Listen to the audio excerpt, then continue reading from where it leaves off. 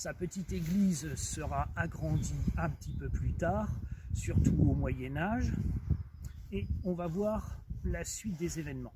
Alors Laïcourt va surtout souffrir pendant les périodes troublées, c'est-à-dire les rivalités avec les ducs de Bourgogne, également avec le Saint-Empire germanique, le royaume de France, et tout ceci fait que le village sera plusieurs fois ravagé.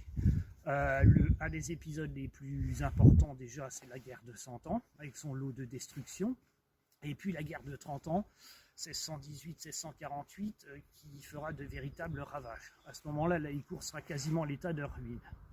L'église va subir plusieurs restaurations et surtout agrandissements au niveau de sa nef, transept et élévation du clocher. Il faudra attendre un petit peu plus tard pour qu'elle puisse recevoir un clocher de pierre. Qu'est-ce qu'on peut dire aussi de Laïcourt? Laïcourt possédait 2 moulins. Aujourd'hui, il en reste les bâtiments d'un.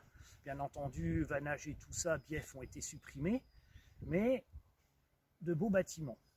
On peut remarquer aussi à Laïcourt ces maisons à colombage. Laïcourt va se développer avec de l'artisanat, surtout au cours du 19e siècle, avec des rémouleurs, des charrons, des menuisiers et puis surtout des maçons. Je crois aussi même la présence peut-être d'une petite tuilerie. Laïcourt traversera des périodes assez calmes et mouvementées comme on l'a vu.